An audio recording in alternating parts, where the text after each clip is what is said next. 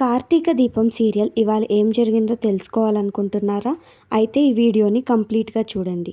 అయితే కాంచన కూర్చొని బాధపడుతూ ఉంటుంది. అయితే కార్తీక్ అడుగుతాడు, ఏమైందమ్మా, ఎందుకు అలా ఉన్నావు అనేసి. అయితే అక్కడికి వెళ్ళి ఏమని అడగాలో నాకేం అర్థం అవ్వట్లేదు, ఏది స్వాతంత్రంగా అడిగేలా లేదు అని చెప్పి బాధపడుతూ ఉంటే దశరథ వచ్చి, ఈ అన్నయ్య బతికుండంగా అలాంటి పరిస్థితి నీకెప్పుడూ రాదు అని చెప్పి ఇంట్లోకి వస్తాడు. అన్నయ్యని చూసి కాంచన చాలా హ్యాపీగా ఫీల్ అవుతుంది. అయితే ఇంతలోకి మాట్లాడుతూ ఉండంగానే సూర్యనారాయణ, పారు కూడా వస్తారు అక్కడికి. అయితే వదిన రాలేదా అని అడిగితే, మీ అన్నయ్యకే కాదు నాకు ప్రేమ ఉంది అంటూ సుమిత్ర కూడా వస్తుంది. సుమిత్రను చూసి కాంచన, దీప అందరూ చాలా హ్యాపీగా ఫీల్ అవుతారు.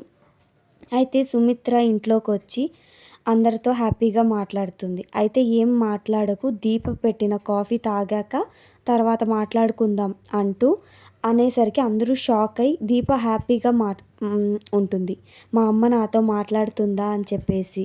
అయితే దీపని సుమిత్ర వెళ్ళి కాఫీ తీసుకొని రా అని చెప్పి చెప్తుంది. అయితే ఇంతలోకి పారుకి ఒక కౌంటర్ ఇస్తాడు కార్తీక్. అయితే సుమిత్ర అంటుంది, నేను మా వదిన కొంచెం మాట్లాడుకొని వస్తాము అని చెప్పేసి సుమిత్ర, కాంచన లోపలికి వెళ్తారు. ఈలోపు దీప అందరికీ కాఫీ ఇస్తూ ఉంటుంది. అయితే కాంచన సుమిత్రతో, నేను చాలా హ్యాపీగా ఉన్నాను ఇవాళ అని చెప్తూ ఉంటుంది వచ్చినందుకు. అయితే అది నీ ముఖంలోనే కనిపిస్తుంది వదిన, కానీ నా బాధ నీకు కనిపించట్లేదా అని చెప్పగానే కాంచన షాక్ అవుతుంది. అయితే నేను దీపని ఎప్పటికీ నా జన్మలో క్షమించలేను అని చెప్పగానే కాంచన బాధపడుతుంది.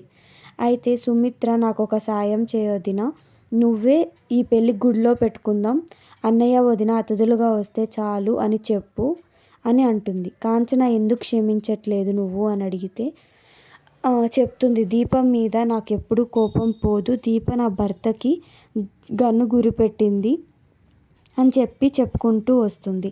ఇంతలోకి అక్కడికి జోష్న వస్తుంది. జోష్న వచ్చి, నేను పంతులు గారిని పిలిపించుకొని వచ్చాను, రండి అక్కడికి అని చెప్పేసి. అయితే సుమిత్ర, ఏం మాట్లాడుతున్నావో నీకైనా అర్థమవుతుందా అని చెప్పి కోపంగా అరుస్తుంది.